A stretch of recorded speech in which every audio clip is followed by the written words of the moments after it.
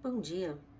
Hoje, então, nós vamos ver os anfíbios, que na escala evolutiva são os primeiros animais que conquistaram, mesmo que não totalmente, o ambiente terrestre.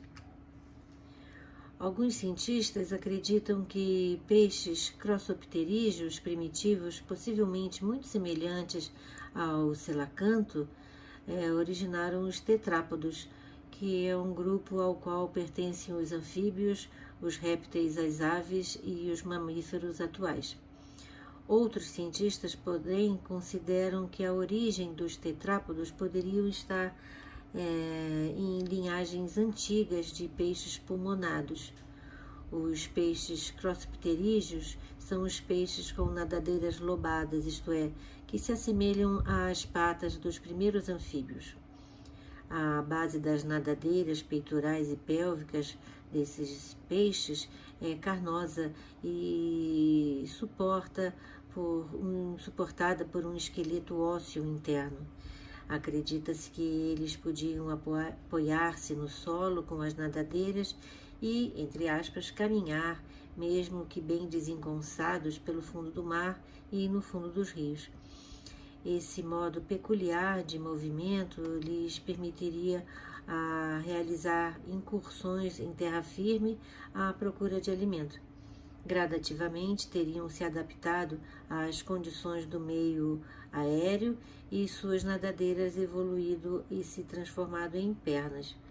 Essa é uma das hipóteses sobre a origem dos anfíbios, que teria acontecido entre 408 e 360 milhões de anos.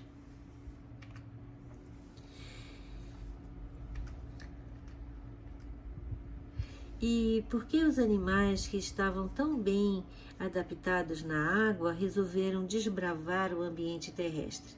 Simplesmente porque o risco valia a pena. Digamos que eles vislumbraram um enorme ambiente sem inimigos, isto é, sem predadores, onde eles seriam os dominantes, com a maior facilidade de circulação de gases e com energia solar abundante para o crescimento de plantas, das quais se alimentariam, e aí não resistiram.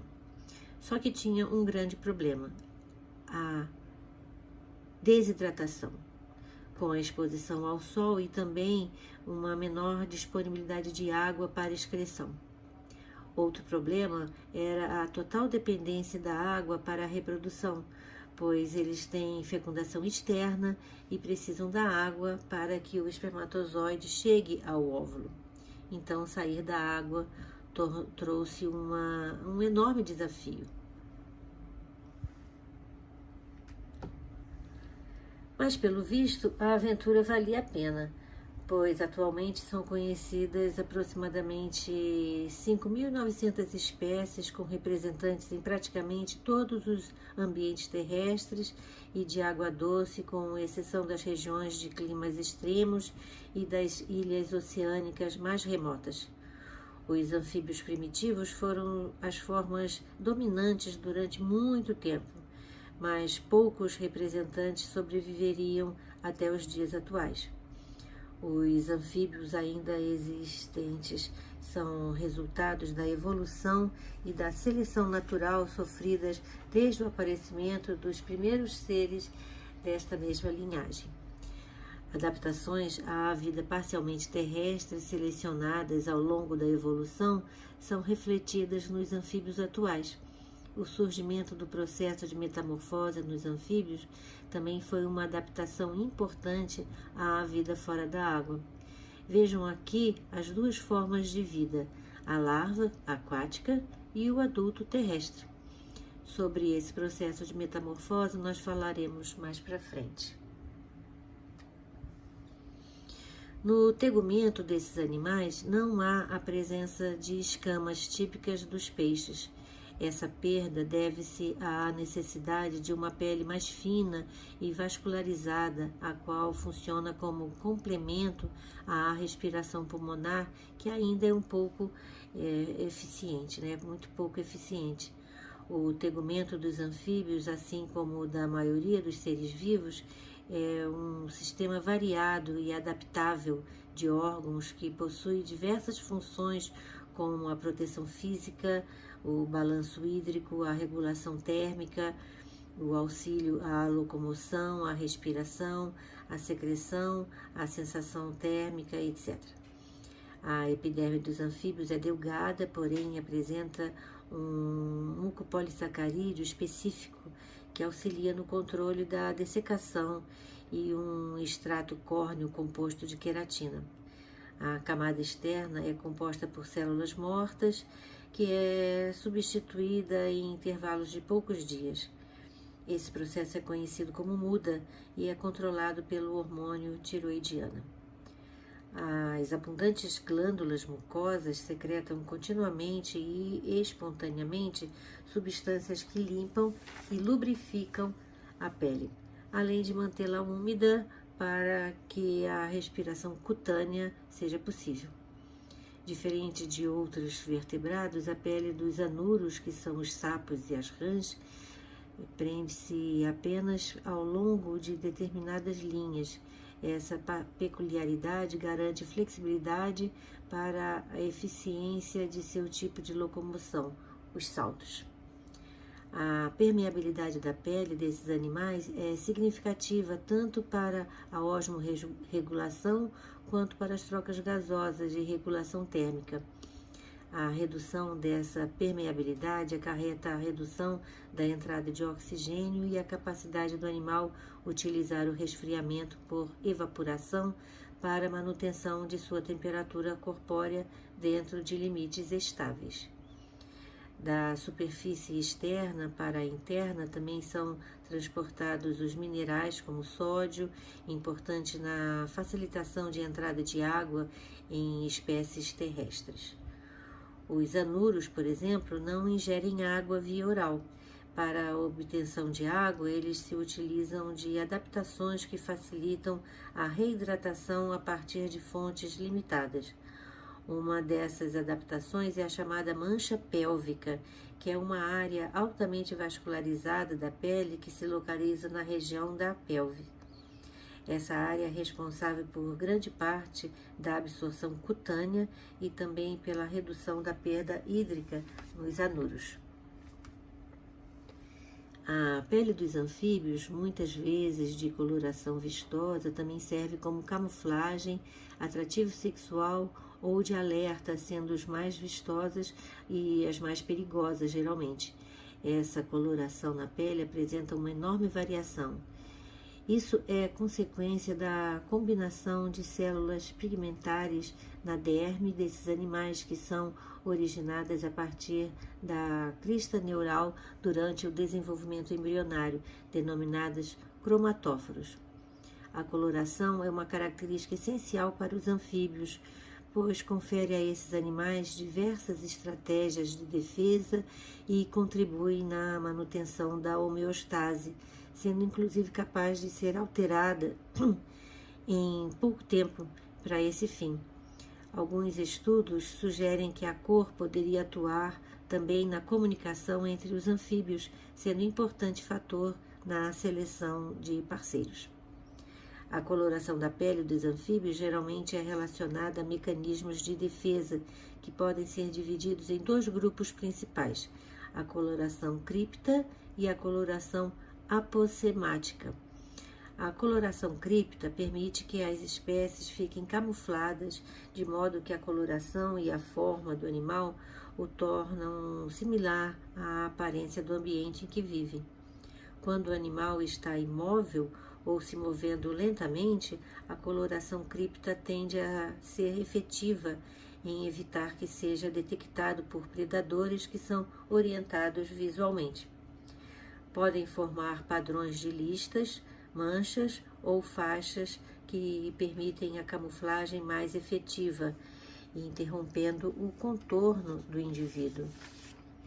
A coloração chamada apossemática faz com que as espécies exibam uma coloração viva e contrastante com o substrato onde se encontram.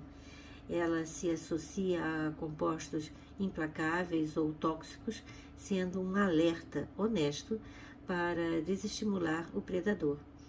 Espécies predadoras podem desenvolver ou aprender meios de reconhecer esses alertas, evitando presas em potencial. Diversas espécies apresentam cores entre as salamandras e anuros. Alguns exemplos bem conhecidos são encontrados na família Dendrobactidae, que ocorre em florestas úmidas da América Central e América do Sul. A rã de cor amarelo vibrante e com poucos centímetros, de nome científico Pilobacter terribilis, é um animalzinho bem conhecido e muito venenoso. Esse animalzinho produz veneno suficiente para matar 10 homens adultos. A substância produzida por esta rã se chama batrotoxina e provoca paralisia e morte quando entra na corrente sanguínea, mesmo que em pequenas doses. O interessante é que essas rãs não fabricam seu próprio veneno, mas o absorvem dos insetos dos quais se alimentam, como formigas, por exemplo. Os índios usam essas rãs para envenenar suas flechas, e os cientistas estão estudando as substâncias presentes nelas na esperança de criar novos medicamentos como analgésicos, estimulantes e anticancerígenos.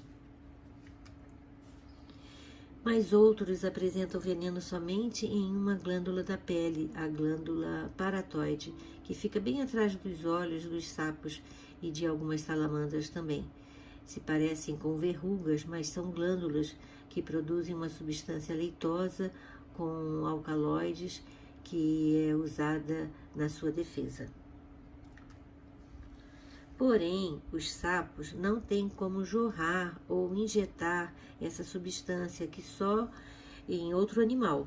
Só o próprio homem se contamina ao manusear o sapo e espremer a glândula. Por isso dizemos que os sapos são venenosos e não peçonhentos. Por quê? Peçonhentos são aqueles animais que produzem substâncias tóxicas e têm como injetar essa substância em outro animal, como por exemplo, por meio de dentes ou por meio de ferrões. Então o sapo é venenoso e a cobra é peçonhenta, ok? Esse veneno pode causar, por exemplo, a cegueira em cães que, ao brincarem com o sapo, sem querer, espremem a glândula e o veneno espirra nos seus olhos. Temos 3 ordens de anfíbios. Primeira ordem, anuros. Isso é, não tem cauda. São os sapos que têm a pele grossa, a rã e a perereca, que têm a pele fina. São os mais abundantes e diversos, além de serem também os mais bem-sucedidos. Possuem hábitos sedentários, porém costumam ser ágeis em sua especialidade, a locomoção. A especialização do corpo para o salto é a característica mais evidente desses animais. Os membros pélvicos e os músculos funcionam como uma alavanca para a eficiência do salto. Outras especializações morfológicas se associam à locomoção, como o fato dos músculos pélvicos serem alongados e a tíbia e a fíbula serem fundidas. As pererecas têm discos adesivos entre os dedos e ventosas que lhes permite prender-se a superfícies verticais. Assim, elas conseguem, por exemplo, subir em paredes. Apesar de sua aparência despertar medo ou repulsa em muitas pessoas, as pererecas, bem como os sapos e as rãs, são importantes na manutenção do equilíbrio ecológico, porque ajudam a controlar a quantidade de insetos que podem se tornar pragas. As rãs são apreciadas também na culinária, tendo um gosto semelhante ao gosto do frango.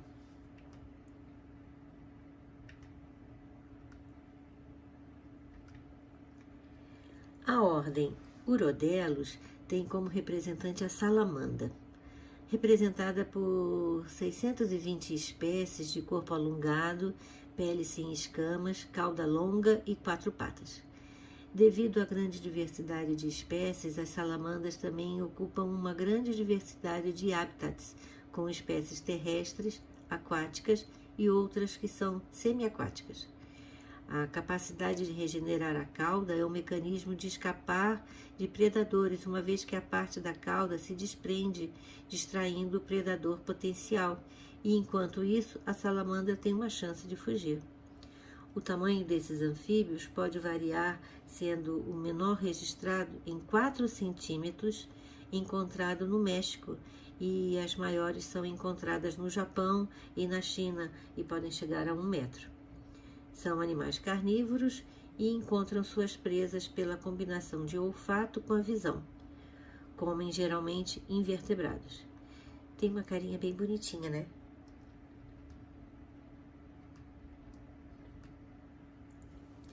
Os ápodos são representados pelas cobras cegas, também chamadas de cecílias. Não possuem patas e possuem uma aparência semelhante às cobras ou grandes minhocas, os minhocossus. Sua cabeça é adaptada à escavação, uma vez que vivem boa parte da vida escondidas em solo úmido. O nome vulgar de cobra cega vem do fato de que seus olhos, quando presentes, são recobertos por uma pele. Em algumas espécies, no entanto, observa-se a presença de uma retina com a capacidade de perceber luz. Uma outra característica importante é que, em algumas espécies, observa-se escamas dérmicas, as quais estão ausentes em outras ordens de anfíbios. Uma característica interessante é que nessa ordem o macho possui o órgão copulador e a fecundação é interna, com indivíduos ovíparos e outros vivíparos. E as fêmeas cuidam de seus filhotes, que inclusive se alimentam de sua pele durante os 2 primeiros meses de vida. E também, por mais incrível que pareça, a mãe fica sem se alimentar e também produz uma secreção viscosa que é liberada pela cloaca para alimentar os filhotes. Não possuem escamas, a cloaca é longitudinal e em seu corpo há anéis queratinizados em seu comprimento. Um grupo liderado por pesquisadores do Instituto Butantan e apoiado pela FAPESP, Fundação de Amparo à Pesquisa do Estado de São Paulo, descreveu pela primeira vez a presença de glândulas de peçonha na boca de um anfíbio. O animal sem patas, que vive no ambiente subterrâneo, possui glândulas associadas aos dentes que, quando comprimidas durante a mordida, liberam uma secreção que penetra nos ferimentos causados nas presas, que são minhocas, larvas de insetos, pequenos anfíbios e serpentes e mesmo filhotes de roedores. O estudo foi publicado na revista Science e futuramente proteínas encontradas nessas substâncias podem ser testadas como fármacos.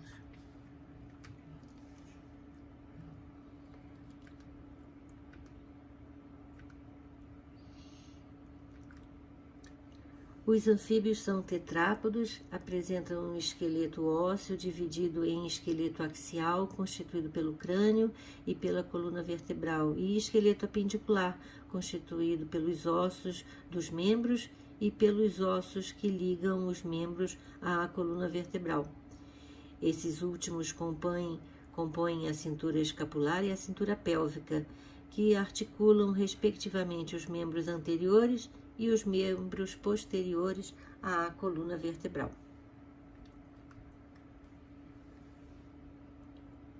Os anuros e orodelos adultos são carnívoros.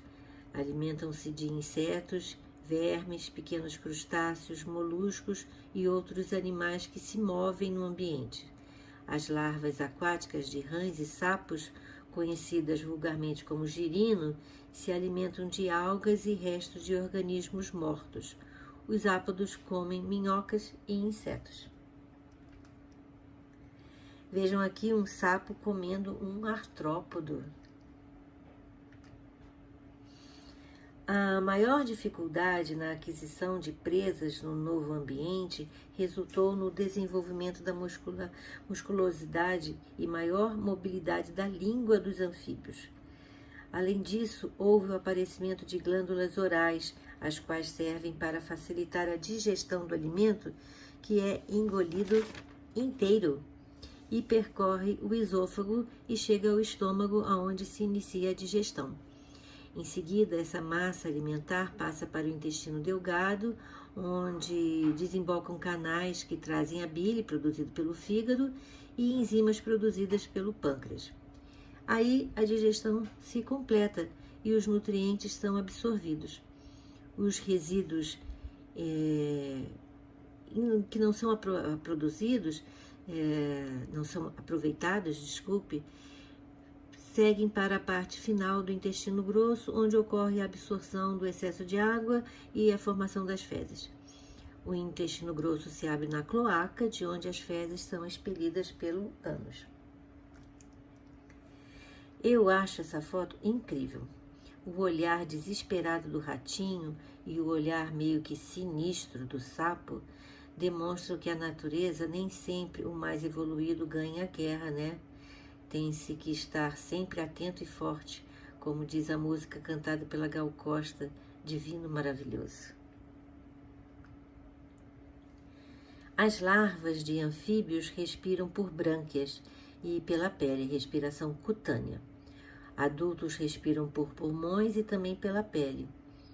Pulmões de sapos e de rãs são razoavelmente eficientes nas trocas gasosas, com dobras ricamente vascularizadas. As salamandras, porém, têm pulmões rudimentares, com poucas dobras internas e dependem muito da respiração cutânea para sobreviver. Daí a importância da pele estar sempre úmida. Nos anfíbios, ao contrário dos contrictes e actinopterídeos, as narinas se abrem na parte superior da cavidade bucal em orifício chamado de coanas. Para ventilar os pulmões, os anfíbios abrem as narinas e baixam o assoalho da cavidade bucal, fazendo com que o ar penetre na boca pelas coanas. Aí depois fecham as narinas e contraem os músculos do tórax, fazendo com que a parte de ar contida nos pulmões volte para a boca, onde se mistura ao ar recém-inalado. Relaxando os músculos torácicos e elevando novamente o assoalho da boca, com as narinas ainda fechadas, eles forçam o ar da boca a passar para os pulmões. Graças à glote, que é uma válvula localizada na laringe, o ar pode ser mantido nos pulmões dos anfíbios por um certo tempo. Enquanto isso, eles abrem as narinas e eliminam o ar da boca e captam mais ar para recomeçar outro ciclo de ventilação pulmonar. A estrutura do sistema circulatório dos adultos está inteiramente associada ao desenvolvimento dos pulmões. Os anfíbios têm circulação dupla, isso é, em 2 circuitos. Na pequena circulação, o sangue venoso enviado pelo coração vai para os pulmões, onde é oxigenado, e volta ao coração. Na grande circulação, o sangue arterial é enviado às diversas partes do corpo, que vai oxigenar os tecidos e recolher o gás carbônico eliminado pelas células depois do metabolismo celular, e assim o sangue se transforma em sangue venoso, que volta ao coração. Nos anfíbios adultos, o coração tem 3 câmaras, 2 átrios e um ventrículo. As veias trazem ao coração o sangue venoso proveniente dos tecidos, lançando em um seio venoso, de onde segue para o átrio direito. Ao mesmo tempo, reparem, o átrio esquerdo recebe sangue oxigenado proveniente dos pulmões. A contração simultânea dos átrios envia sangue venoso e sangue arterial para o ventrículo, onde os 2 tipos de sangue se misturam.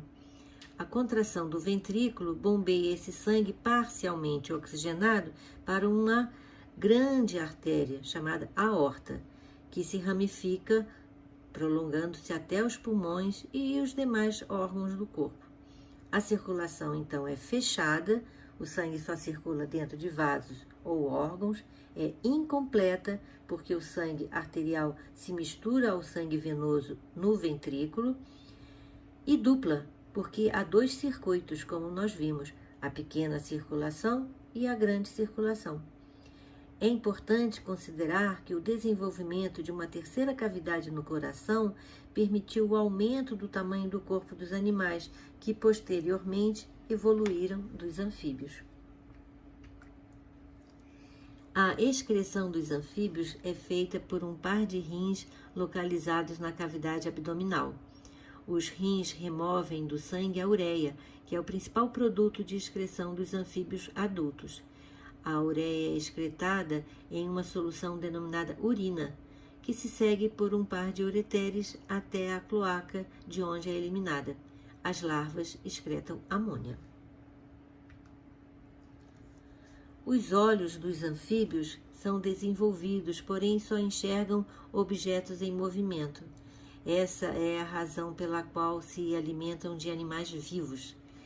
Têm audição muito boa e muitas espécies utilizam o quachar para atrair seu parceiro.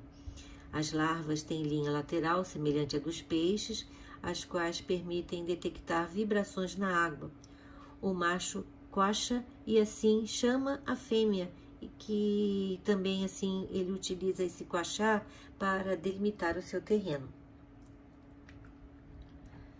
A reprodução dos anfíbios é bem interessante. Na maioria dos anuros, a fecundação é externa, porém algumas espécies podem apresentar fecundação interna e originar filhotes vivos. Os machos quacham para atrair a fêmea e elas também podem quachar avisando que seus óvulos estão maduros e já podem ser postos. Quando um casal da mesma espécie se encontra, ocorre o abraço nupcial ou amplexo nupcial. Os machos apresentam maior variedade de estratégias sexuais que as fêmeas, e isso se deve ao fato de serem mais abundantes do que elas e por isso mais propensos à competição. Os anuros são considerados modelos de estudos de seleção sexual e o conhecimento sobre seus comportamentos ainda estão sendo estudados. O modo reprodutivo típico de um anuro é caracterizado pela deposição de ovos aquáticos, dos quais eclodem girinos igualmente aquáticos que sofrem metamorfose, originando pequenos sapos terrestres. Os tipos de cuidados parentais também são diversos. Alguns anuros desenvolvem e podem permanecer com seus ovos perto ou até mesmo sobre eles. Anuros terrestres põem ovos com desenvolvimento indireto e permanecem com eles, podendo atacar predadores que se aproximam do ninho. Outros ainda, em vez de permanecerem junto, carregam consigo os seus ovos até eles eclodirem. Os ovos são desprovidos de casca e, em geral, envoltos por uma ou mais camadas gelatinosas que os protegem contra choques predadores e parasitas. As larvas são denominadas girinos. Elas têm cauda e a cabeça e o corpo ovoide. O girino é um animal completamente diferente do adulto, tanto no aspecto morfológico como no aspecto ecológico. A metamorfose pode ser dividida em 3 fases. Na primeira, chamada de pré-metamorfose, os girinos crescem em tamanho. Na segunda fase, chamada de prometamorfose, surgem os membros posteriores e o girino continua crescendo. Na última fase, surgem os membros anteriores e a cauda regride.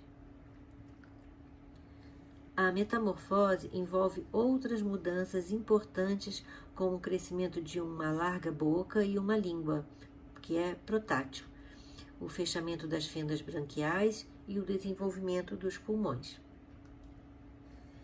É importante citar que essas mudanças são controladas pela ação da tiroxina, que é um hormônio secretado pela glândula pituitária. Através de estudos sobre a ecologia dos girinos, foi possível entender o que levou muitas espécies de anuros a manterem um padrão ancestral de história de vida que inclui uma fase larval. O principal fator talvez seja a diferença nutricional entre a larva e o adulto.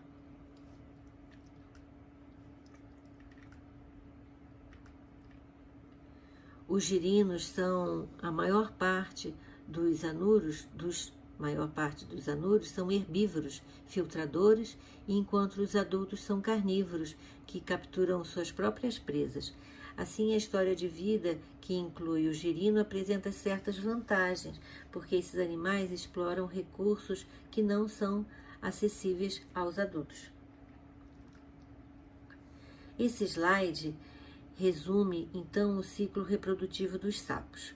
Os adultos se abraçam, lançam suas células sexuais na água. Após a fecundação, os ovos eclodem e liberam os girinos.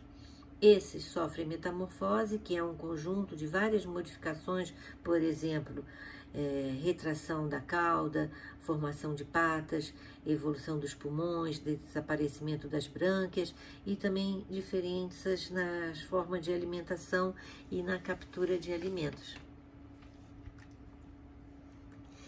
Esse é um fenômeno que ocorre em salamandras, em que consiste em desenvolvimento somático, de maneira que a maturidade sexual é atingida em um organismo que retém características ainda de jovens.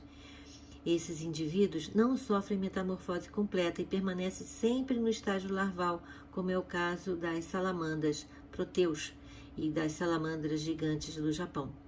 Está associado a uma atividade insuficiente do hipotálamo, e mesmo adultas, elas continuam com brânquias como as larvas.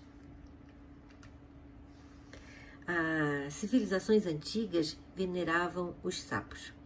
Os egípcios, por exemplo, tinham um grande respeito pelos sapos, considerados como futuros bebês.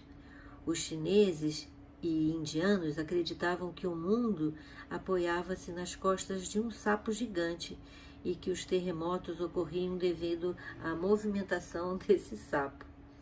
Na América Central, a civilização maia considerava o pachá das rãs como a anunciação das chuvas. Por meio dessa associação com a água, as rãs eram relacionadas não somente com o crescimento das plantas, mas também com a fertilidade e com o nascimento. Índios brasileiros também consideravam os anfíbios como os guardiões das águas. Na Idade Média, rãs e sapos eram associados a manifestações do mal e também à bruxaria.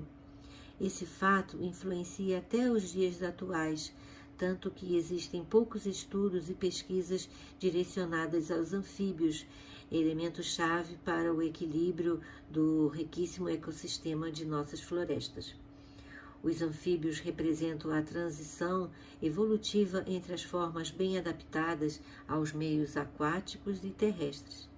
Tal transição tornou-se adaptações à sobrevivência, desenvolvimento e reprodução no nosso ambiente.